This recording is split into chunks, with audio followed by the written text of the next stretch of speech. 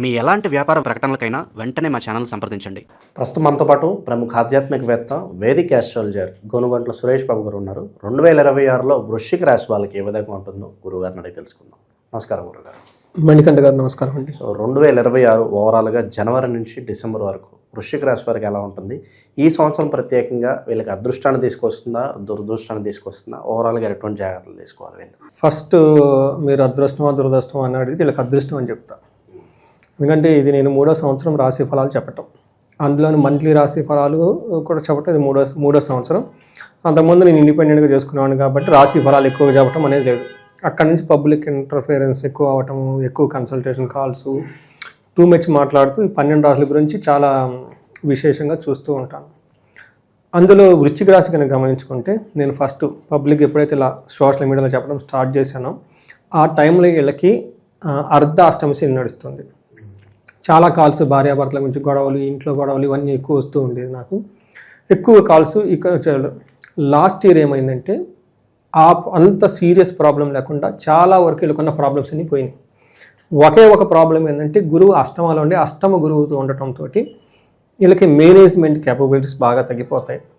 జ్ఞానం వాళ్ళకి ఏదైతే ఉందో బాగా కష్టపడి సంపాదించుకున్న దానికి సంబంధం లేని జాబులు చేస్తూ ఉంటారు. ధనం కూడాను వస్తూ పోతూ ఉంటుంది కాబట్టి నిలకడగా ఉండదు. ఇది లాస్ట్ ఇయర్.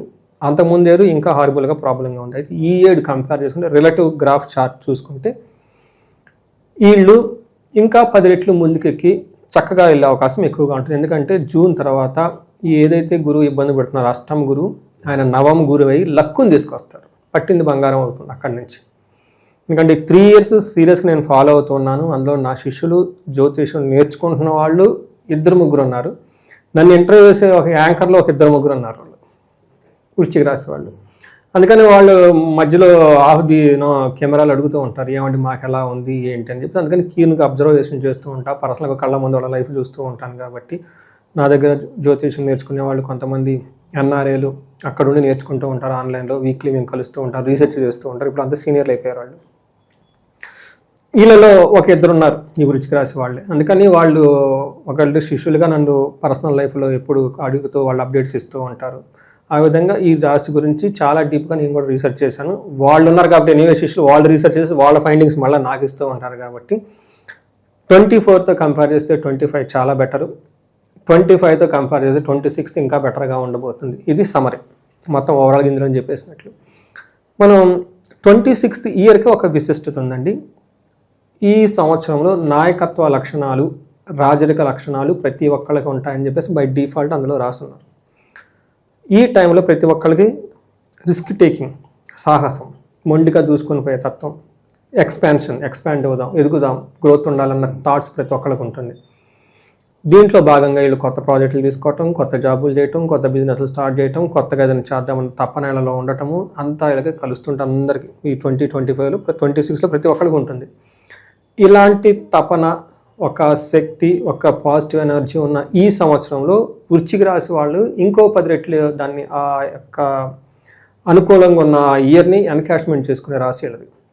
ఒకటి ప్రైమరీ రీజన్ ఏంటంటే గురువు మారటంతో లక్ యాక్టివేట్ అవుతుంది.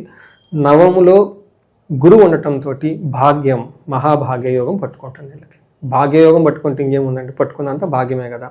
అది మనకి ఇంట్రడక్షన్తో తీసుకుంటే ఈ రాశిలో ఉన్న నక్షత్రాల కనుక చూసుకుంటే విశాఖ 1, 2, విశాఖ 4వ పాదం, అనురాధ 1, 2, 3, 4 పాదాలు, జ్యేష్ఠ 1, 2, 3, 4 పాదాలు అంతా వృశ్చిక రాశిలో ఉంటారు.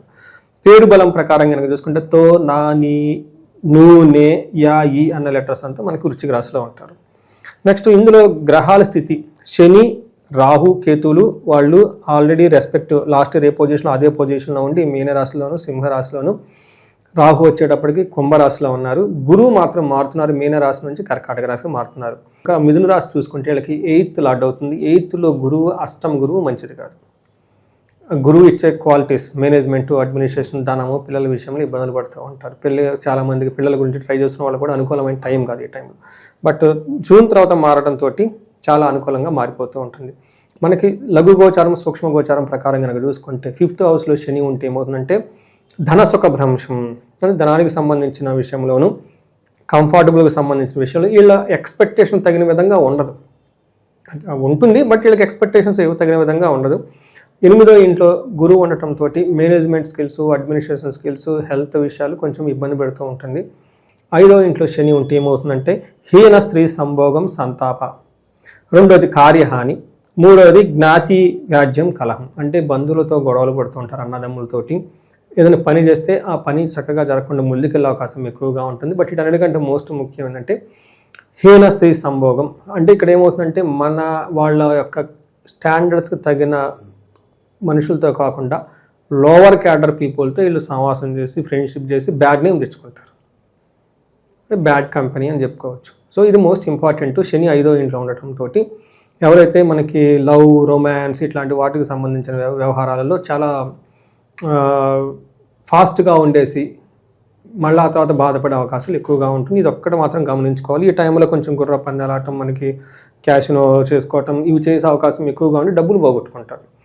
అది ఒకటి. 2వది తర్వాత మళ్ళీ బాధపడతారు, అయ్యో అనవసరంగా ఎంతకాలం చేసుకున్నాను పోగొట్టుకున్నామని చెప్పేసి ఈ ఒక్క విషయంలో కేర్ఫుల్గా ఉండాలి.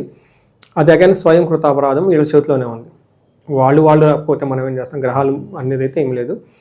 4వ ఇంట్లో రాహు ఉండటంతో ఇంటికి సంబంధించిన వ్యవహారాల్లో ఏమంటారు, గృహభ్రంశం, అనవసరమైన భయభ్రాంతులు కలిగిస్తూ ఉంటాడు. అనవసరం too much excitement, too much ఇదేదో కలిగిస్తూ ఇరిటేషన్ చేస్తూ ఉంటారు. 10వ ఇంట్లో కేతు ఉండటంతో ప్రొఫెషనల్ మ్యాటర్స్లో కొంచెం అప్స్ అండ్ డౌన్స్ ఉంటుంది. ఇప్పుడు మనం డీటెయిల్ కనుక చూసుకుంటే తర్వాత గురువు వీళ్ళకి 8వ హౌస్లో బాగా ఇబ్బంది పెడుతున్నారు. ఏ విధంగా అంటే చోరాగ్ని నృపభీతిచ్చ గాత్ర గాంభీర్య నాశనం నిష్ఠూరం సాహసం క్రోధం అష్టే భవేద్ గురువు అంటారు. అష్టమంలో కనుక గురువు ఉంటే ఏమవుతుందంట, దొంగల వల్ల కానీ అగ్ని ప్రమాదం వల్ల కానీ ఫస్ట్ 6 monthsలో ప్రమాదం ఉంటుంది. లేదంటే బాస్తో గొడవలు అవుతుంటుంది. వీళ్ళకి బాడీ లాంగ్వేజ్ అంతా వీక్గా ఉండి కొంచెం టిమిడ్, అలిసినట్టుగా ఉండేసి అంత కాన్ఫిడెంట్గా అయితే వీళ్ళు ఉండరు. దాంతోపాటు వీళ్ళకి కొంచెం నిష్ఠూరం ఎక్కువ. బాస్ నా ఏం గొప్ప, కంపెనీ ఏం గొప్ప, ఓ పెద్ద బిజినెస్ చేస్తున్నాడు, ఇలా ఏదో ఉత్సాహం లేకుండా మాట్లాడుతూ ఉంటారు. కానీ ఏదో పని హై అంబిషన్స్, ఓవర్ అంబిషన్స్ వచ్చి చేయాలని చూస్తూ ఉంటారు. అది వీళ్ళు చేయలేరు. ఆ బాస్ వచ్చో లేదంటే ఆయన వాళ్ళు వచ్చి ఏదో బంధువులు ఏదో అంటారు.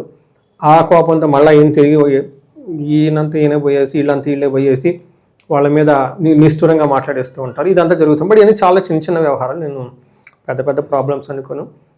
జనరల్గా ఒకే ఒక ప్రాబ్లం ఏంటంటే గురువు 8th హౌస్లో ఉండటంతో మేనేజ్మెంట్ స్కిల్స్, ప్రొఫెషనల్ మ్యాటర్స్లో ఇష్టం లేకుండా చేస్తూ ఉంటుంది. Very simple. తర్వాత 9th హౌస్లో కనుక చూసుకుంటే గురువు జూన్ తర్వాత మారడంతో మహాభాగ్య యోగం అంటారు. ఎలా అర్థం ఉంటుంది, అర్ధ స్వకులాచార గృహలాభ సుఖభోజ నిత్య స్త్రీ జన సంపర్క నవమస్తే భవేద్ గురువు అంటారు.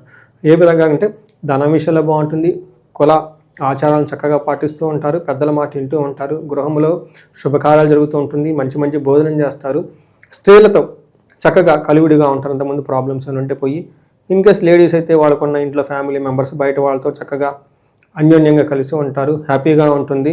ఓవరాల్గా కనుక చూసుకుంటే సర్వ సౌభాగ్యము. ఈ రాశి వాళ్ళకి జూన్ తర్వాత గురువు వలన సర్వ సౌభాగ్యం సిద్ధిస్తూ ఉంటుంది, అన్నీ అనుకునే విధంగా జరుగుతూ ఉంటుంది. అయితే ఇక్కడ రాహుకేతుల యొక్క ప్రాబ్లం ఉంటుందండి. వీళ్ళకి 4th హౌస్లో రాహు ఉండటంతో చిత్తభ్రంశం అంటారు. చాలా వెరీ ఇంట్రెస్టింగ్గా ఉంటుందండి. అంటే ఇక్కడ మనకు సంస్కృతంలో సరిగా అర్థం కాదు, బట్ రియల్ టైంలో కేసులు చూస్తూ ఉంటే ఎలా ఉంటుందంటే, ఒక ఎగ్జాంపుల్, ఇల్లంతా చాలా బ్యూటిఫుల్గా ఉంటుంది, ఎక్కడో పెయింట్ సరిగ్గా ఉండకుండానో ఏదో వేరే కలర్ వేసేస్తారు.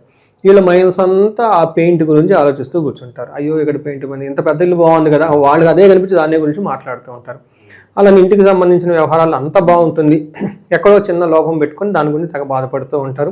అగైన్ ఇది నేను పెద్దది ప్రాబ్లం అయితే ఏమనుకోను. గమన కార్యాచ, అనవసరమైన ట్రావెల్ చేసేసి అందులో పెద్ద రిజల్ట్ ఏముండదు, కొంచెం భయం పడే అవకాశాలు ఎక్కువ ఉంటుంది. కేతు వల్ల రాహు వల్ల అని చెప్పుకోవాలి.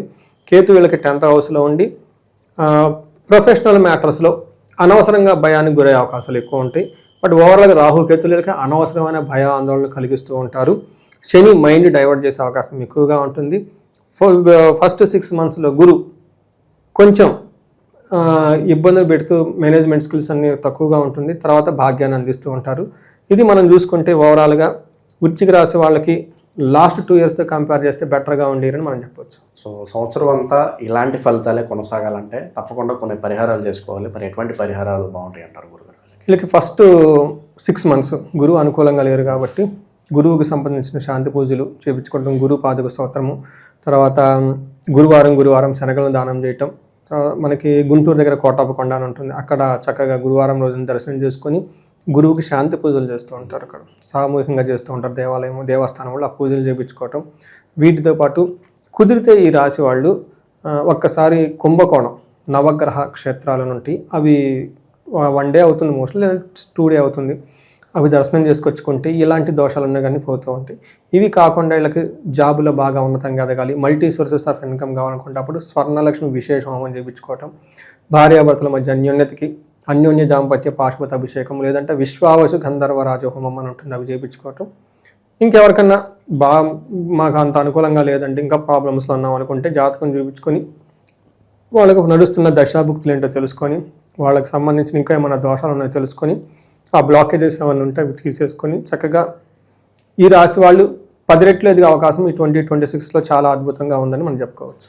ఓవరాల్గా వృశ్చిక రాశి వాళ్ళందరికీ ఈ 2026 ఏ విధంగా ఉంటుంది, ఎటువంటి జాగ్రత్తలు తీసుకోవాలి, మీ స్టైల్లో చాలా బాగా వివరించారు. ధన్యవాదాలు. ధన్యవాదాలండి.